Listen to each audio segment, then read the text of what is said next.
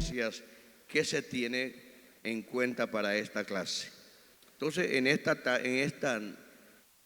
vamos a decir, en este día vamos a hablar un poquito de hermenéutica basado en el capítulo 6 del profeta Isaías.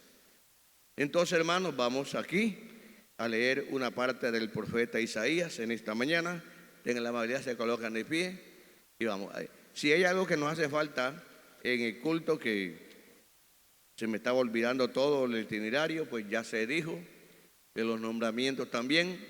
Y dentro de poco vamos a hacer los nombramientos de los sectores, de los barrios, pero hasta ahora tenemos una semana de vacación para todos. Entonces, leamos aquí Isaías capítulo 6, tengan la amabilidad, se colocan de pie y vamos a leer allí.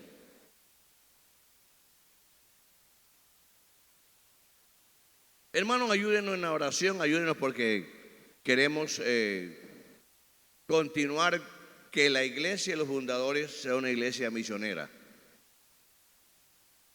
Tenemos varios frentes en el campo internacional, gracias al Señor, en el campo visual, tenemos en el campo aquí de la iglesia local como iglesia misionera, y como iglesia misionera debemos de vivir como misioneros.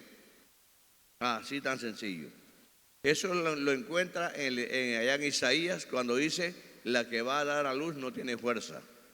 Se está refiriendo en el capítulo 54, la nación como estaba en la iglesia, es decir, el pueblo de Israel, que era cabeza de naciones, ahora no tenía fuerza.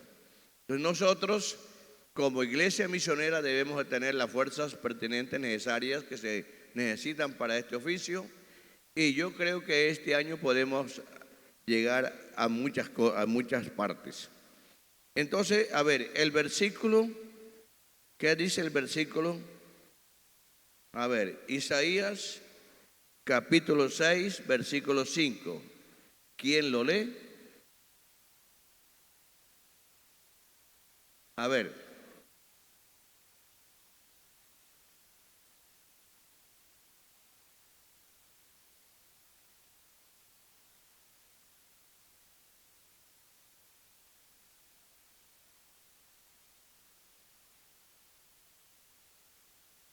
A ver, versículo 5 de Isaías capítulo 6. Léanlo todo a una voz. ¿Quién me ayuda ahí? A ver, hermano, ustedes. Isaías capítulo 6, versículo 5. ¿Qué dice? Entonces dije: ay de mí que soy muerto, porque siendo hombre inmundo de labios y habitando en medio de pueblo que tiene labios inmundos, han visto mis ojos al Rey, Jehová de los ejércitos. Amén. Todos leemos. Entonces dije, ¿qué dije? Ay de mí, que soy hombre muerto. ¿Por qué razón? Porque siendo hombre inmundo de labios y habitando en medio de pueblo que tiene labios inmundos, han visto mis ojos. ¿A quién vio? Al Rey Jehová de los ejércitos. Oremos al Señor Jesús, Señor de gloria. En este momento estamos una vez más delante de su presencia. Gracias, Señor, y muchas gracias. La gloria para usted, Señor Jesús. Amén, amén y amén. Pueden sentarse, hermanos, diciendo gloria a Dios. Bueno, les dije que la clase de hoy es basado a la hermenéutica.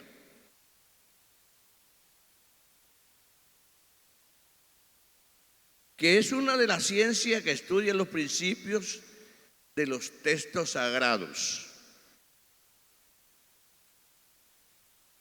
La hermenéutica, para ejercer su estado hermenéutico, necesita como refuerzo la ayuda de las otras ciencias. Es decir, que una ciencia sola puede ejercer su parte que le pertenece, pero cuando entra en acción, esa ciencia necesita otras ciencias que le ayuden a desenvolver los canales que ella necesita. Por ejemplo, la hermenéutica tiene que tener en cuenta el momento oportuno. Si la clase es de jóvenes, la hermenéutica enseña que los temas tienen que ir apuntando a la juventud. Entonces necesita una ciencia que se llama homilética, y entre las dos ciencias se unen para inclinarse a lo que él quiere. Si el culto es culto de señorita, de hermanas Dorcas, de misiones, cualquier clase de culto pertinente, entonces la hermenéutica enseña que hay que tomar ayuda de otras ciencias para llegar en la acción requerida. Entonces, para ello tenemos la ayuda de las ciencias tales como la bibliología. Un culto sin Biblia no es culto. La Biblia es la plataforma de la ciencia de la hermenéutica, porque ella es la que estudia los principios de los textos sagrados. Una alabanza para el nombre del Señor. Entonces, la exégesis es, por ejemplo, aquí hablamos de la exégesis del auditorio. Entonces, aquí estamos, hay una nave de banca allá, tenemos otra aquí, aquí hay cinco ¿qué? Naves, y tenemos aquí una plataforma. Entonces, si nosotros sacamos la exégesis de aquí del templo, vamos a sacar aquí que aquí hay jóvenes, que aquí hay señoritas, que hay ancianas, que están divididos. Eso es la exégesis. Es decir, la exégesis de la biología. La homilética es la ciencia que presta ayuda, porque ella es la ciencia para lanzar enseñanza. Es la metodología que se emplea todo para tirar, para enseñar, para tratar de ubicar de lo que es el locutor con el interlocutor, y ello es una ciencia que va coordinada. Entonces, la ética es para no salirse de los contextos, para no que vaya bien coordinada, que lleve, vamos a decir, ¿qué es lo que puede llevar? Que lleve a ver, se me escapa la palabra correcta. O sea, que no se salga del tema, que lleve la simetría, que lleve la coherencia. Eso es precisamente la ética. La historiografía se compone de dos partes, la historia y de la geografía. Si nosotros vamos a hablar de quién, de Israel, enseguida tenemos que apuntar dónde queda Israel en el mundo. Si vamos a hablar a los corintios, la historia de los corintios, la parte geográfica de los pueblos, y con todas las partes literarias del momento. La parte literaria quiere decir los lenguajes, las expresiones, por qué se escribió eso, qué se entendía en la época del escritor para expresar lo que él quiso expresar, porque, hermano, todo esto es importante en las lenguas. También la hermenéutica tiene sus bases en los conceptos del raciocinio. Escuchen bien esto. La hermenéutica tiene sus bases en los conceptos del raciocinio teológico del individuo. Si en esta mañana aquí somos 1,200 personas, cada persona tiene un concepto, puede ser empírico, científico, de lo que es la parte teológica. Por ejemplo, cada uno de nosotros aquí en esta mañana tenemos una experiencia empírica. ¿Eso qué quiere decir? Que usted con Dios, y usted sabe cuándo le habla a Dios a usted, y usted está convencido, y lo que Dios le dice, eso le va a suceder. No es la parte imaginaria. Eso, y también las cuales hacen parte de la razón epistemológica y la ontología. Es decir, que la persona tiene que tener todos esos conductos bíblicos bien coordinados para que se lleve a cabo en el momento una clase de hermenéutica. ¿Cuántos gritan gloria a Dios? Hoy, por ejemplo, hoy se ha catalogado como el Día Misionero. Entonces la hermenéutica va inclinando y va diciendo que el mensaje tiene que estar coordinado con el día. Por ejemplo, si fuéramos aquí a tener un servicio fúnebre, ¿cómo sería el mensaje en esta mañana? ¿Sería misionero? ¿Sería un mensaje evangelístico o cómo sería? Entonces va inclinado precisamente a la acción pertinente. Si hoy es el día misionero, entonces buscamos un capítulo, un versículo clave para que vaya la concordancia entre lo que se está diciendo con el día que es. ¿Me expliqué? ¿Ustedes me entienden? ¿O ambas cosas? A ver, una alabanza para el nombre del Señor.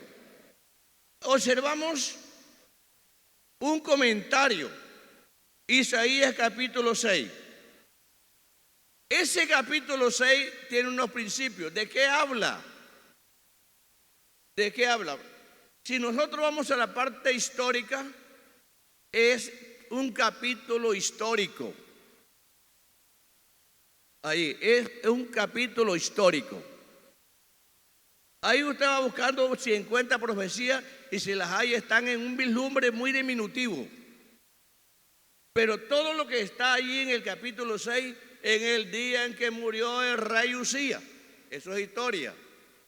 Vi yo al Señor sentado sobre, todo eso es historia, porque Él está viendo, Él está relatando algo que Él vio. Entonces es un capítulo histórico.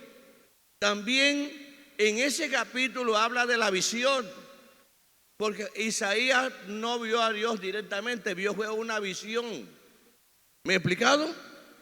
Y también dentro de ese capítulo podemos decir que ahí está la epistemología y también está la ontología.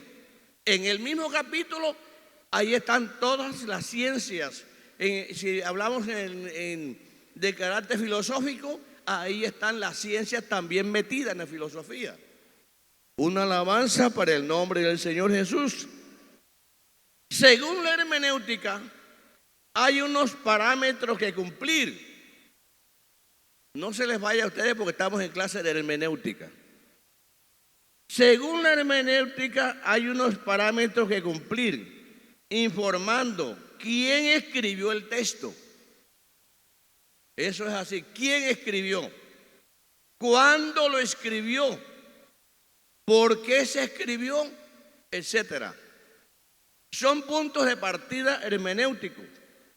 El capítulo encierra, o sea, lo que hemos leído, encierra la historia del momento oportuno en que vivió el profeta. ¿Cuándo vivió el profeta? ¿En qué año vivió él?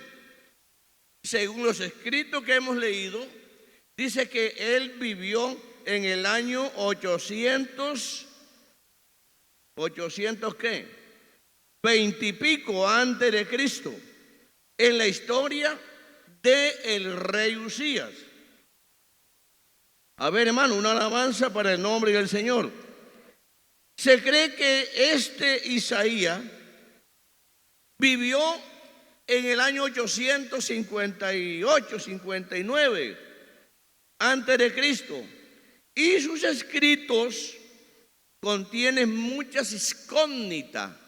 Por ejemplo, usted lee el libro de Isaías y hay una cantidad de incógnitas, de preguntas, que de pronto las respuestas están por allá, en otros libros pasaron muchos años.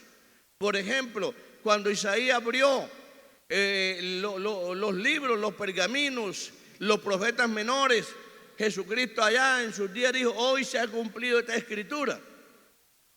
Por ejemplo, Isaías habló de Ciro, rey de Persia. Y Ciro, mi pastor, mi siervo, quien yo ordené, habla como si ya lo hubiese pasado, como si está pasando. Pero ¿cuándo vino Ciro? 200 años después de la profecía. Entonces, nosotros vemos en la parte hermenéutica una cantidad de incógnitas. declaraciones y expresiones personales que nos sirven a nosotros en este tiempo para vivir la vida cristiana. Una alabanza para el nombre del Señor. Un detalle más de la hermenéutica nos enseña que primero se lee el texto con sus contextos. Luego observan los lugares mencionados. Hermano, cuando usted lee un texto bíblico, presta atención en esto, no vaya a buscar un versículo aislado, porque versículo aislado usted se va a confundir. Usted tiene que buscar los contextos anteriores y posteriores y unir todo el texto de allá hasta acá. Entonces, cuando usted va a desenvolver, va a llegar a ver y a entender, y usted va sacando las incógnitas. Porque, hermano, hay una cantidad de incógnitas dentro de los textos. Por ejemplo, Jesús llegó a los fundadores a las 10 del día. Ya, Él llegó a las 10 del día. Pero entonces ahora para mí, ¿por qué tuvo que llegar a las 10? ¿Por qué no llegó a las 9? ¿Por qué no llegó a las 11? ¿Por qué no llegó? Tuvo que venir a las 10 del día. ¿Por qué no llegó en la noche, en la madrugada? Toda esa cantidad de incógnitas nos interesa a nosotros como lectores, porque dentro de ellas hay una cantidad de cosas escondidas. Una alabanza para el nombre del Señor Jesús. Entonces, para ellas hay muchas incógnitas, declaraciones, experiencias personales de las personas que les sucedió en los casos, que trayéndolo a nuestro alcance, a nuestro tiempo, nos ayudan para vivir la vida cristiana. Entonces, nosotros aquí la hermenéutica nos enseña que primero se lee el texto con sus contextos, luego se observan los lugares mencionados. Vaya usted leyendo que el Señor llegó a Valledupar y se fue a la Plaza Alfonso López. Esa, la palabra Alfonso López, llegó a Valledupar. Valledupar, Alfonso López tiene un significado grande. ¿Y por qué no llegó a Bosconia? ¿Por qué tiene que llegar a la Plaza de Alfonso López? Esas cantidades de menciones de lugares son importantes cuando usted lee un texto bíblico. Jesús llegó a la aldea de Marta y de María. Jesús llegó a la aldea de Marta y de María. ¿Qué entiendo yo? Que había una cantidad de aldeas de otros nombres, de otras personas. ¿Y por qué tuvo que llegar en la casa de Marta y de María? Eso me da base para formar unos comentarios bastante. ¿Por qué? Lo podemos encontrar en el estilo social, lo podemos encontrar en el estilo espiritual, lo podemos encontrar en el estado económico, lo podemos encontrar en el estado cultural. Esas respuestas se pueden encontrar basadas a otras ciencias. Entonces, cuando nosotros observamos todo esto, nos vamos enriqueciendo. Una alabanza al Señor Jesús. A ver, hermanos, ¿cuánto dan gloria a Dios? Entonces, luego se observan los lugares mencionados, los términos sobresalientes. Por ejemplo, nosotros leímos el capítulo 6 de Isaías y agarramos un versículo que para mí fue sobresaliente. ¡Ay de mí que soy muerto! Y no solamente eso, de pronto usted lo va a ver de otro ángulo. ¿Cuándo fue que hablamos de los dados? Yo estuve por ahí buscando la información completa y un dado tiene 26 lados. Calcule, un dado que usted nada más observa 6 caras, ese dado tiene 26 dados. Entonces, un texto, cuando le aplicamos la hermenéutica, entonces lo podemos ver de diferentes lados. Y lo podemos ir y de acuerdo, todo que tenga el exégesis pertinente y tenga el desenvolvimiento que da las técnicas. Entonces, vamos a ver, tiene los términos sobresalientes. los términos repetitivos. Por ejemplo, usted lee allá a Josué. Esa palabra Dios le dijo: mira que te mando que te fuerces valiente. Y Dios se lo repite 3, 4 veces. Bueno, pero si Dios sí es cansón, ¿cómo es posible que le va a repetir a Josué? No es que Dios no es cansón, sino que eso hace parte de la hermenéutica y hace parte de lo que es la parte íntima entre las dos personas. Por ejemplo, aquí hay un hermanito que cuando los manos se han mandado se lo dice: ojo, porque vas a devolver. Y siempre mete los guayos por ahí, las extremidades. No, yo no te mandé a buscar eso. Vaya, me devuelve eso. Precisamente porque muchas personas, si nosotros metemos a ese capítulo de Josué, capítulo 1, hermenéuticamente, vamos a encontrar una cantidad de conocimientos que nos puede dar, nos puede suministrar. Una alabanza para el Señor Jesús. También hay que tener las exclamaciones. Por ejemplo, Isaías capítulo 5, usted principia con una exclamación. ¿Cuál es la exclamación? ¡Ay de mí! Entonces, cuando uno está estudiando y va inclinando a los textos, a la hermenéutica, uno va encontrando las exclamaciones, las palabras repetitivas, vamos a decir, las figuras literarias, que eso es más importante que hay. También vamos a ver las preguntas subjetivas. ¿Quiénes dicen los hombres que es el Hijo del Hombre? Uno va encontrando eso en sus términos. Las declaraciones coherenciales. Jesús les explicaba las parábolas en el monte. Bien clarita, eso significa esto y esto y esto y esto y esto. Toda esta cantidad de cosas pues la encontramos precisamente estudiando la hermenéutica. Vamos, además de tratar de explicar cada incógnita, baja una coherencia única, llevando en sí la simetría pertinente. Por ejemplo, Isaías capítulo 6. Usted es tan amable que me puedan ayudar en 15 minutos. Vamos a abrir Isaías capítulo 6. Lo vamos aquí a meterle la hermenéutica posible. ¿Ya lo tienen? Isaías capítulo 6. ¿Qué dice el versículo primero? A ver, listo, todo, Biblia abierta. ¿Qué dice el versículo primero? Isaías capítulo 6. ¿A quién me agarro sin Biblia por aquí? A ver. ¿Qué dice? Vi yo al Señor. A ver, ¿quién me lo lee completo? En el año, a ver, que murió el rey Usía. Bueno, mire, escúchenme. Primero, en el año, palabra importante, que murió el rey Usía. Aquí hay 4 palabras importantes. Las voy a sacar de ahí del contexto, lo voy a colocar por acá. Luego continúo.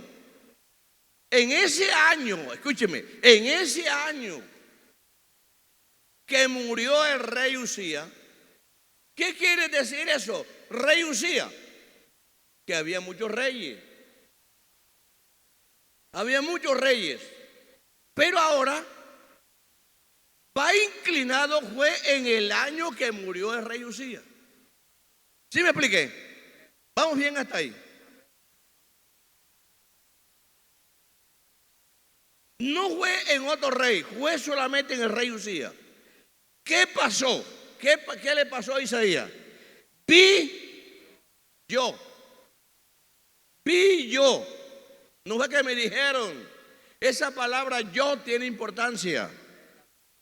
Vi yo al Señor sentado sobre un trono alto y sublime. Todas esas palabras son importantes. Es decir, que en la hermenéutica todas estas palabras son importantes. Vi yo, ese cuento no me lo dijeron, yo lo vi, yo soy testigo. Una alabanza al Señor. Vi al Señor. La palabra Señor la S está en mayúscula, que se está refiriendo a Dios. al Señor sentado sobre un trono alto y sublime. ¿Qué quiere decir esa palabra? Que el trono donde estaba el Señor sentado no era el mismo trono donde se sentaba Usías. Escuchen bien esto. Sublime. Y sus faldas llenaban el templo. Cuando, escúcheme, ahí vamos a, porque esto, hermanos, si quisiéramos terminar aquí hay materiales para terminar todo el mensaje de hoy. Vi yo al Señor sentado sobre un trono alto y sublime, y su falda. Cuando Isaías vio, escúcheme, vio, lo que vio fue la figura. Dios se personificó. Ahora tenemos que involucrar en este mensaje una ciencia que se llama la personificación. Porque Jesucristo dijo, a Dios nadie lo vio jamás. Entonces ahora nosotros, para desenvolver este trompo, tenemos que acudir a otra ciencia que se llama la personificación. Dios, para darse a conocer a Isaías, se personificó en un rey. Isaías, cuando entró al templo, lo que miró fue, ¿qué miró? Un rey. Entonces, Dios, para personificarse en un rey, tenía que tener la corona de un rey. Nada. Tenía que tener el vestido, la vestimenta de un rey, porque si no es así, no se personifica. Es cuando Dios se personificó en la zarza. Cuando Moisés vio una zarza, pero la gloria que estaba en la zarza no se consumía, porque es que la zarza no era un arbusto, era Dios personificado en zarza. A ver, hermano, una alabanza para el nombre del Señor. ¿Cuánto damos gloria a Dios? Entonces vi yo al Señor sentado sobre un trono. Isaías tuvo que ver el trono. Isaías tuvo que conocer qué significaría el trono. Isaías vio todo. Pero como no nos vamos a quedar allí, continuamos con el versículo 2. Porque aquí hay materiales para todo. Esta dominical. Versículo 2. Por encima de él. Oiga. Por encima de él. Esa palabra él tiene un significado. Por encima de él había serafines. Serafín tiene un significado. Porque el serafín tiene una cosa especial que no lo tienen los otros ángeles. Cada uno tenía 6 alas. Con 2 cubrían su rostro, con 2 cubrían sus pies y con 2 volaban. Todos estos son incógnitas.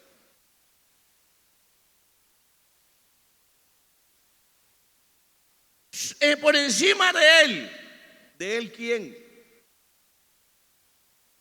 ¿De él quién? Díganme, a ver, ustedes rápido. Si no me dicen es porque no están conmigo. Si no están sinmigo. ¿Por encima de qué? A ver.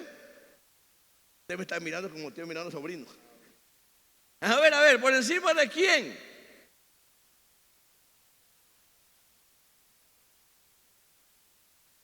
¿Te das cuenta? Esos son problemas incógnitos.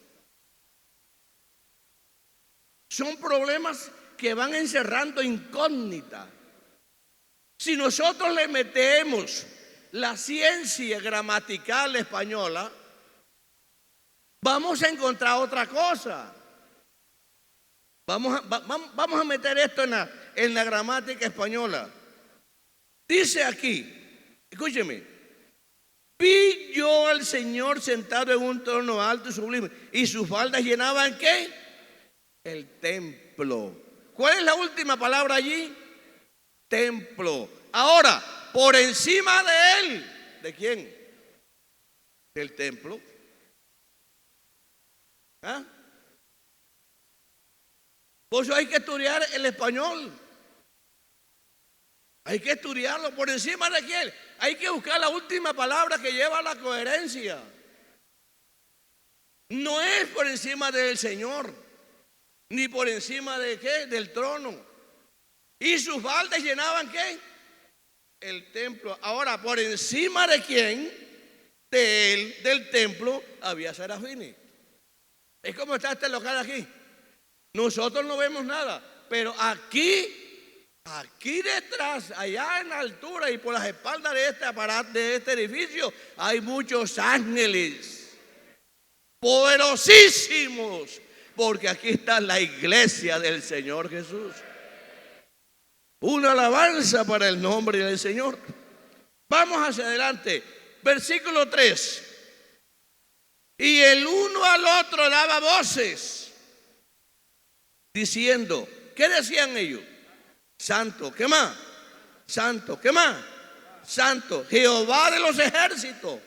Toda la tierra está llena de su gloria. Miren lo que Isaías estaba de mirón.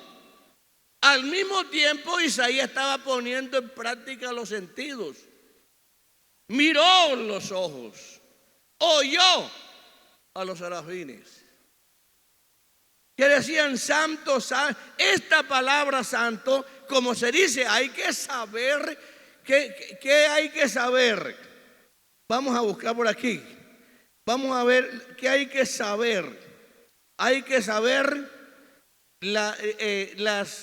el momento, el idioma de la parte del escritor, en el momento que el escritor habló, la parte, lo que se llama la parte literaria. ¿Por qué aquí se repite la palabra santo, santo, santo? De aquí es que mucha gente dice que Dios es 3 veces santo. Entonces, de allí se basan lo que se llaman las falsas doctrinas o las falsas interpretaciones.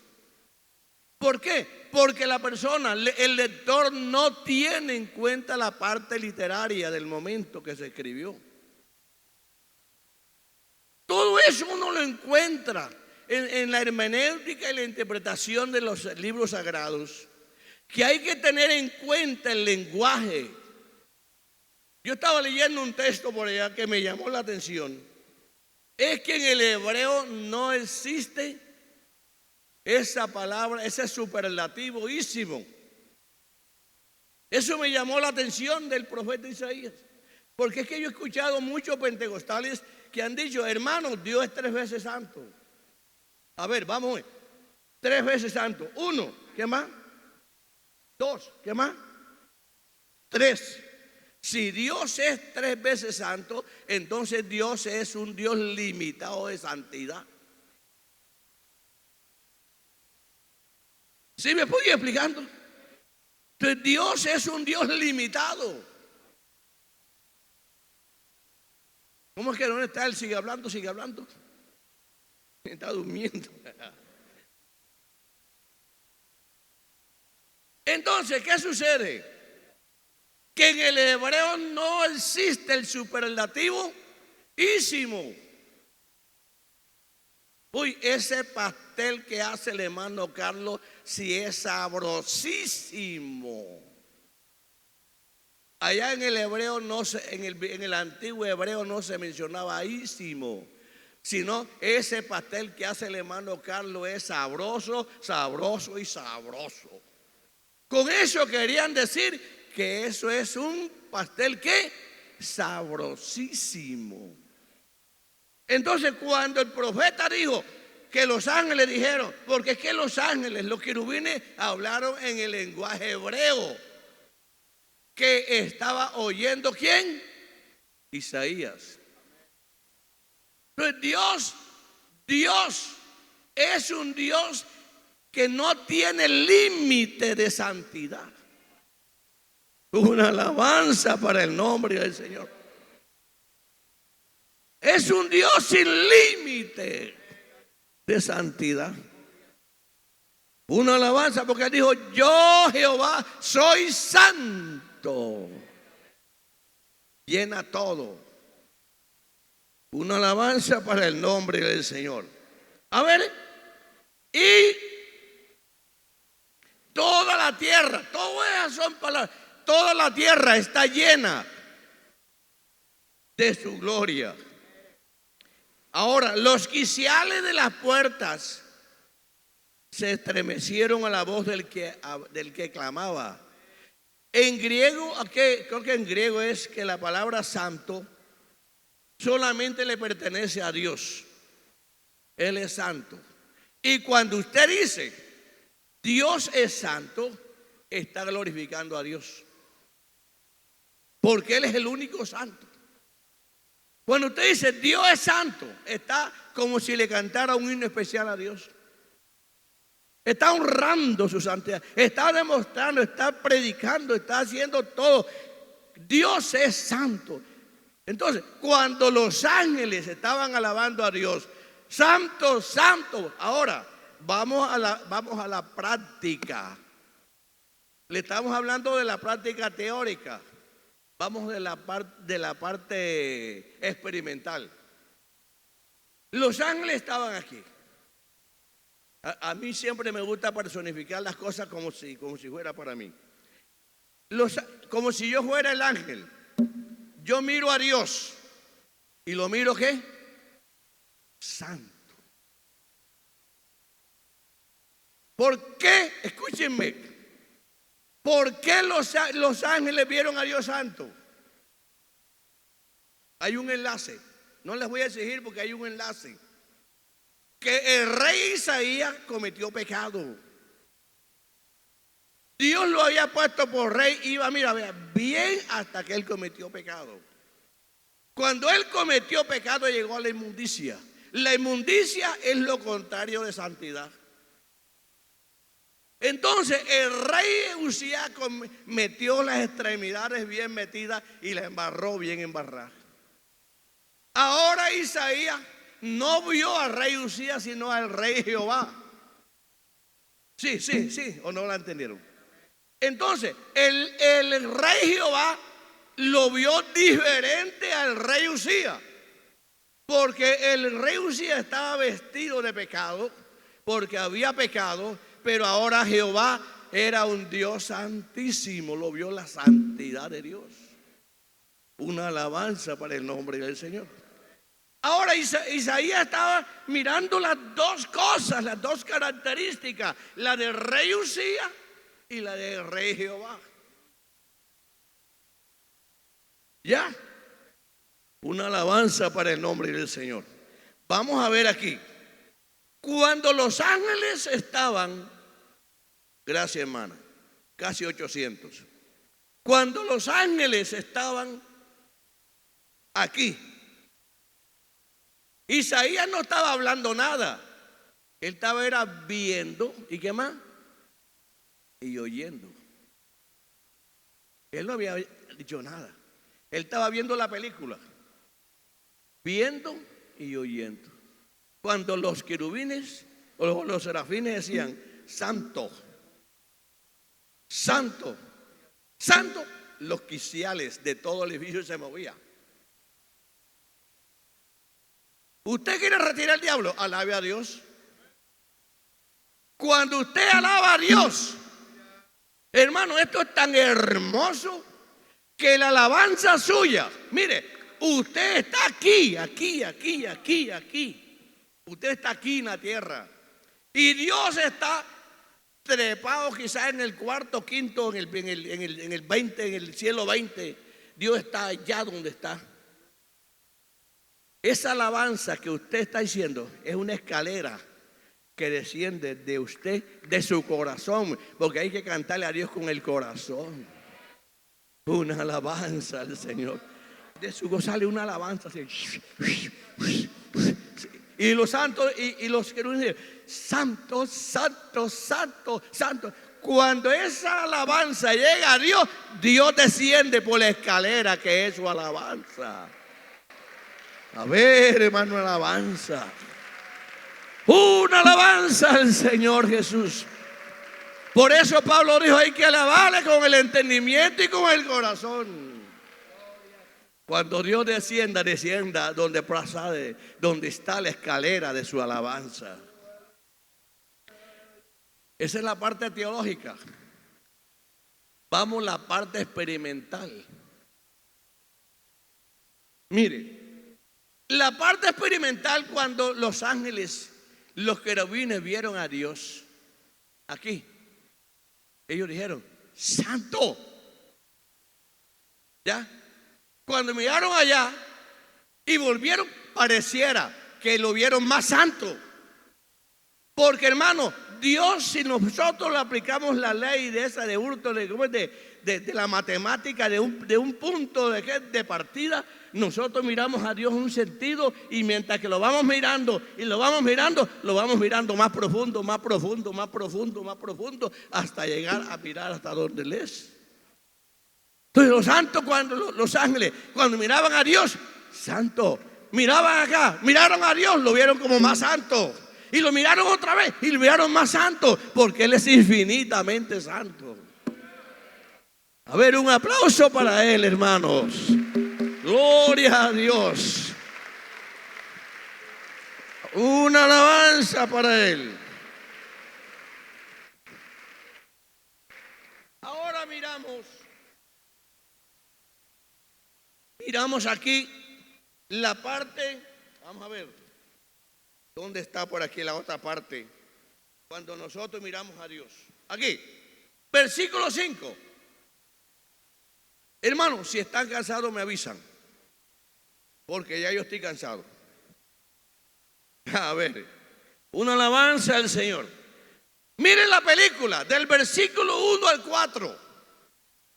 Cuando el profeta vio que el edificio se movía, esto está mal. Hermano, cuando hay un temblor de tierra por ahí de 5 o 6 grados, está la gente ya ¿qué tal? Un temblor de tierra por ahí de 20 a 30 grados.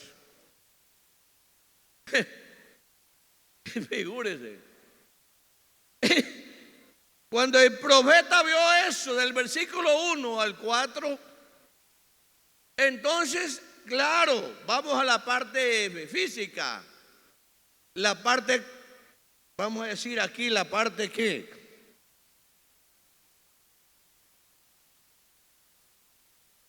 mire, la parte comprensiva, la parte epistemológica, que es el conocimiento del individuo. Cuando Isaías vio eso, mire, el cuento histórico, vamos a la historia. Isaías sabía que cuando un rey se sentaba en el trono, era para darle tostarina a alguien, a firmar una ley.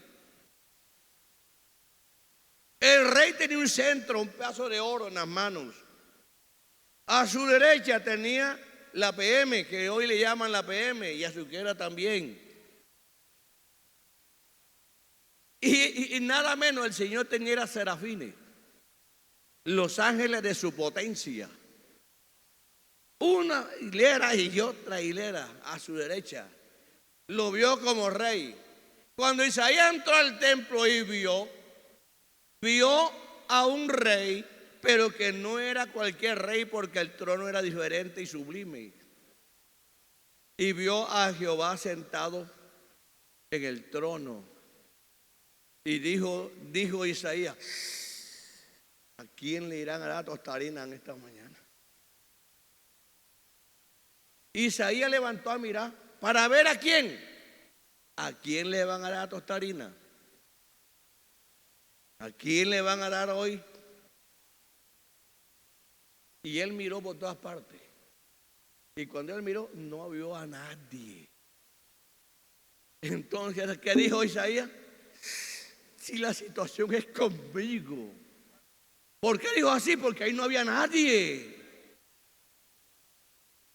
Es que la situación es conmigo. Entonces ahora viene lo que la hermenéutica señala, las admiraciones. ¿Y qué dice?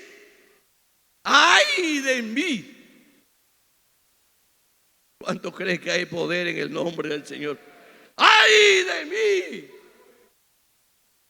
Entonces busca las causas. ¿Cuál era la causa? Porque siendo hombre inmundo de labios. Hermanos, yo leí la historia de Isaías. Isaías no era cualquiera persona de vulgo. Él pertenecía a la casta sacerdotal. Él estaba acostumbrado de venir al templo, de venir a hacer aseo, de venir a hacer con limpieza en el templo. Él estaba acostumbrado a eso, porque él pertenecía, él no era cualquiera de allá de vulgo, labios mentirosos, quizás qué. Pero cuando él llegó a la presencia de Dios, dice la bibliología que cuando uno se acerca a Dios es como si la santidad de Dios fuera un espejo. Es cuando uno se ve los defectos. ¿Sí me explico, hermanos? Entre más te acerca a Dios es cuando Dios refleja en ti y en nosotros.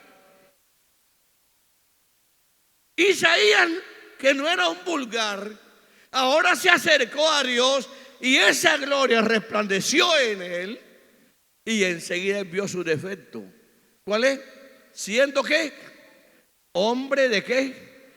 De labios inmundos. ¿Qué más? ¿Qué más? Y habitando, viviendo en medio de pueblos que tienen labios inmundos, han visto mis ojos al Rey Jehová de los ejércitos. Y observemos el versículo 6. Y voló hacia mí uno de los serafines, teniendo en su mano, ¿qué tenía?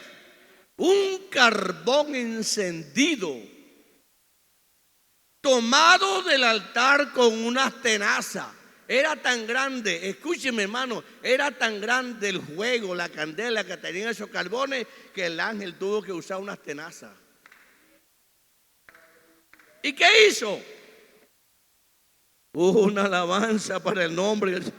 Y versículo 7 que dice: y tomando sobre él mi boca, y tocando, versículo 6, y tocando con él sobre mi boca, dijo: he aquí que esto tocó tus labios, y es quitada tu culpa y limpio de tu pecado. Una alabanza para el nombre del Señor. Ahora viene un comentario vago, un comentario del predicador, podemos decir. ¿Cuál es el comentario? Que Dios, para perdonarle los pecados a Isaías, tuvo que haberle quemado los labios. Mire, hermano, mire la disciplina que Dios tiene. Si Isaías no se deja quemar los labios, Dios tampoco le perdona. Eso tiene coherencia con lo que dijo Jesucristo a Pedro: si no te dejas lavar los pies, no tendrás parte conmigo. Porque hermano, hay personas que quieren vivir la vida cristiana y la vida mundana al mismo tiempo. Quieren ser unos mentirosos, quieren ser unos malapagas, quieren ser personas, ¿cómo le diríamos? Que prestan, no pagan, fían y no pagan. ¿Y qué será? Quieren vivir la vida mundana como sea. Una cosa es la vida cristiana y otra es la vida mundana. Isaías no era vamos a decir, no era un malapaga ni era esto, pero hermano, viviendo. Mire, Isaías sacó una conclusión: yo vivo en casa de ¿quién? De gente que tiene labios ¿qué? Inmundos. Y hay un dicho mundano que dice: el que anda con la miel algo se le pega. Por eso nosotros a cada momento tenemos que ir a la sangre de Jesucristo para que Él nos siga purificando día y día y día y día. Una alabanza para el nombre del Señor. ¿Cuánto damos gloria a Dios, hermanos? Mire, entonces, ¿qué pasa? Gracias a Dios que Dios nos suministró el arrepentimiento. Y el arrepentimiento es un fuego que no solamente purifica los labios, sino que también purifica todo nuestro ser. El arrepentimiento. Gloria a Jesús. Una alabanza para el Señor. Entonces, escúchenme. Primero le quemó los labios. Ahora, mire, estamos brincando. El serafín fue, cogió unas tenazas, fue al altar del incienso. ¿Por qué fue al altar del incienso? Porque ahí fue donde pecó el rey anterior. Se puso a quemar incienso que no le pertenecía a él. Y así hay en nuestro tiempo. Inclusive hasta los jóvenes hay que tener cuidado con ellos. ¿Por qué? Porque ellos quieren hacer cosas que no se les permite. Y hay gente que quiere mandar más que el pastor. Y hay gente que quiere mandar más y más y más, porque se quieren salir de eso. Ojo con eso, porque eso le pasó al rey Usías. Oh, hay poder en el nombre de Jesucristo. ¿Cuánto damos gloria a Dios, hermanos? Entonces, ¿qué pasó con ellos? Fue al altar y allá sacó un carbón encendido. Figúrese, hermano, un carbón encendido. ¿Quién encendió ese carbón? Lo encendió Dios. ¿Sería que ese carbón, esa llama, vamos a decir, ese calor de ese carbón? Figúrese que el ángel no se atrevió ni de agarrarlo, sino que cogió ¿qué? Unas tenazas. Y vino, ay Dios mío. En otras palabras, Isaías, pon tus labios. Pareció una babilla para empayón. Y le quemaron los labios. Hay gente que Dios tiene que ponerle un cáncer para que se corrija. Hay poder en el nombre de Jesús. Hay gente, hermano, hay gente. Hay gente que Dios tiene que ponerle algo para que se corrija. Si no es así, no sale en pecado. Eso le pasó a Isaías. Si no le queman los labios, permanece en pecado. Le quemaron los labios. Y ahora viene la noticia. Este carbón tocó tus labios. Es quitar a tu culpa y limpia. Dos cosas. Quita la culpa y limpia de pecado. ¿Ya? Lo que era para muerte para Isaías se convirtió en vida. Por eso Jesucristo dijo: yo no he venido a condenar a nadie, sino a salvar al mundo. Una alabanza para el nombre del Señor. Versículo, ¿por dónde vamos? 8. Después, mire la historia. Por eso este capítulo es histórico. Después, ¿qué pasó? Oí la voz, no de los ángeles. Oí la voz del Señor que decía: ¿a quién enviaré? ¿Y quién irá por nosotros? Esa palabra nosotros es conflictiva hoy día. Que Dios hablaba con la segunda y la tercera Trinidad. Hombre, si ahí lo que habían eran 3 personajes. Estaba Isaías, estaba el rey Jehová y estaban los serafines. Entonces, ¿con quién hablaba él? ¿Sí me explico? Hoy día dicen que Dios hablaba con las 3 personas.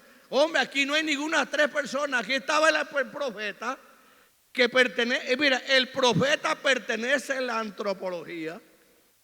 Los ángeles pertenecen a la ¿qué? A la angelología. Y estaba a Dios, que pertenece a la ¿qué? A su oficio, a su creación, a su creacionología. Tres personajes diferentes: antropólogo, ángel y el Señor. ¿Ve? ¿Quién irá por nosotros?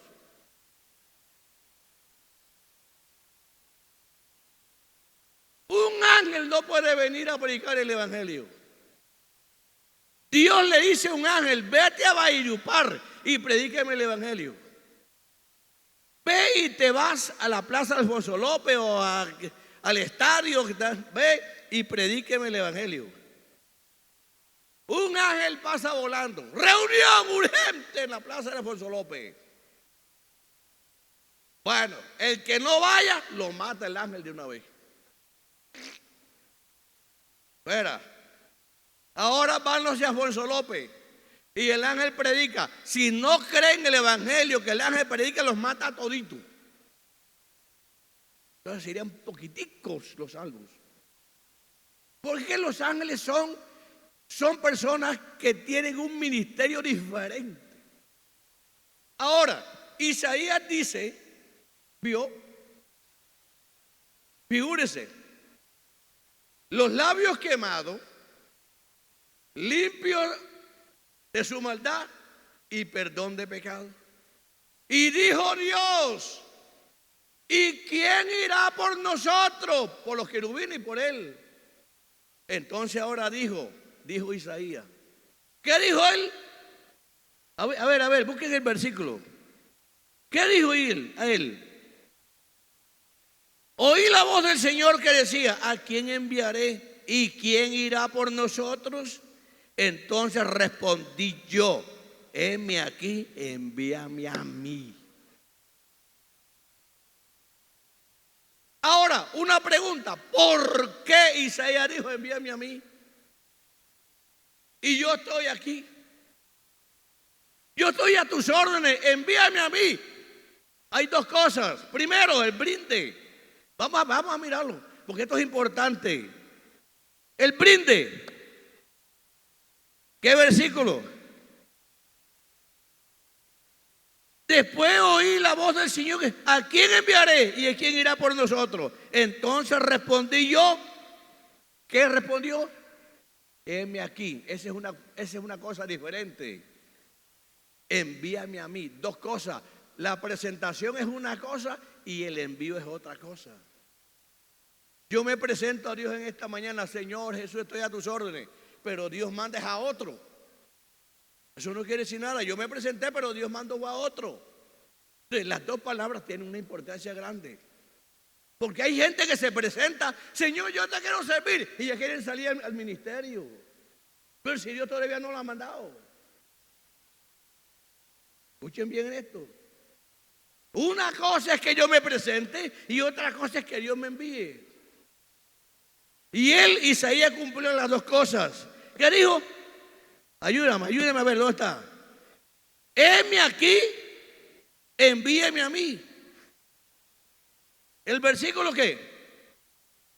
8, 9. Dios le responde. Dijo: anda, di a este pueblo. ¿Qué le vas a decir? Mire, vamos a ver, vamos a ver, escúcheme. Lean el versículo ¿qué? 9, ¿qué dice? Oíd bien. Escúcheme. Diles, versículo 9, di a este pueblo: oíd bien. Escúcheme, oíd bien. El evangelio hay que primero oírlo. Y oírlo y prestarle atención. Oíd bien. Y además dice: y no entendáis. Negatividad.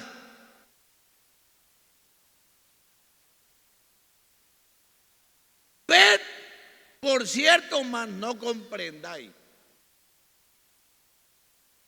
Isaías sí se conocía esos lenguajes. Es decir, que el pueblo estaba, figúrese hermano, si la Biblia dice tal el sacerdote, así es el pueblo. Y si el rey la había embarrado, bien embarrado, ¿qué te diría el pueblo?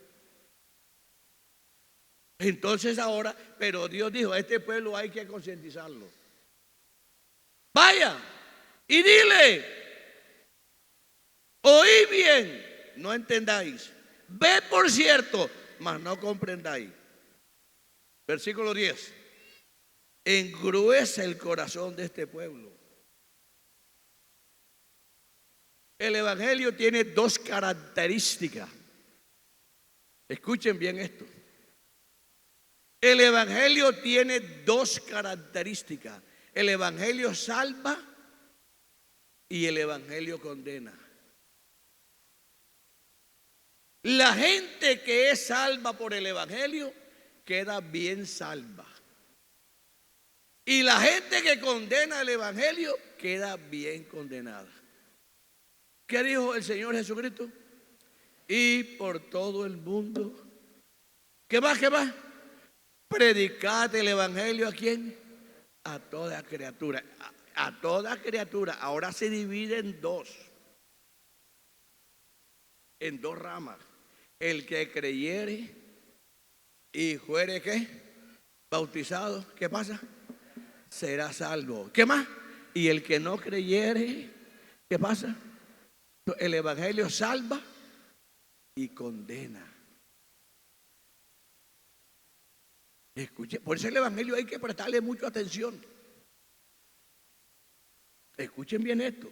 Y por todo el mundo, predicad el evangelio a toda criatura.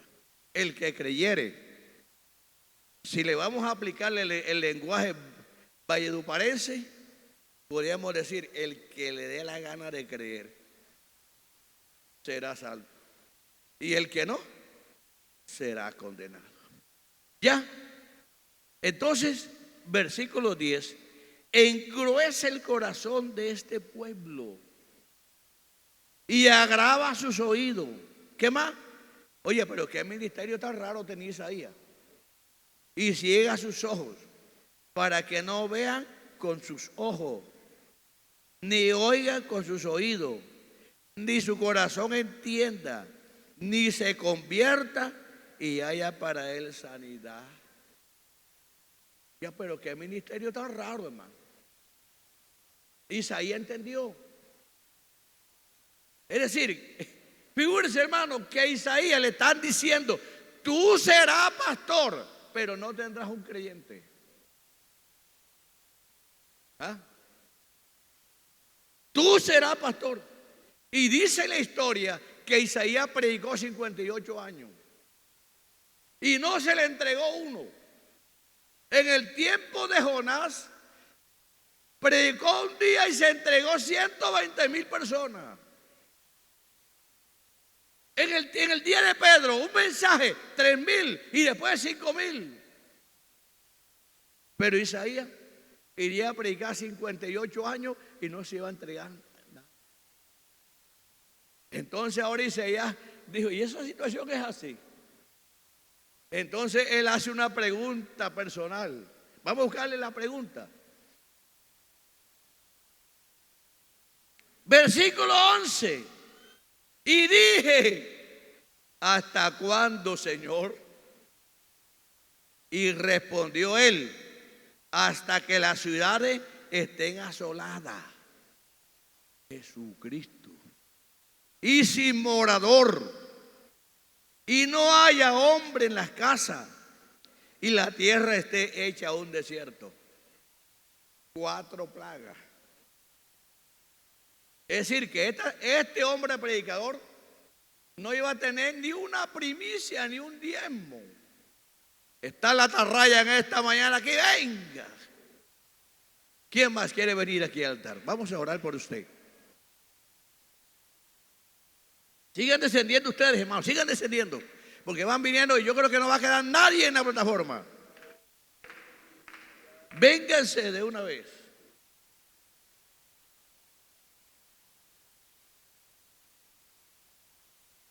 A ver. ver, ¿quién más? Siguen bajando, siguen descendiendo. Amén, gloria a Dios. ¿Quién va bajando? ¿Quiénes más?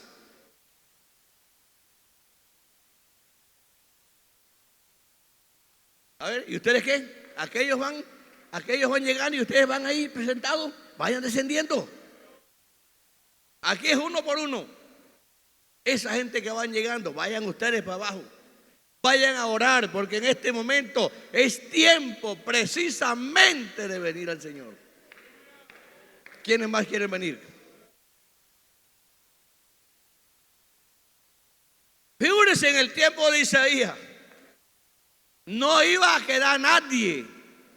Porque hermanos, escúcheme, cuando Dios habla hay que prestarle atención. Y recuerde que Jehová estaba sentado en el trono.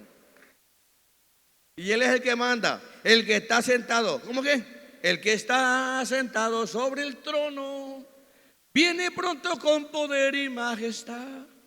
Pero el mundo no lo piensa ni lo cree, que el bueno ensalza y el malo perecerá. Ay, vallenato, ay, Dios mío. A ver, ¿quién más? Segundo piso. Véngase. Aquí hay una gama de hermanos.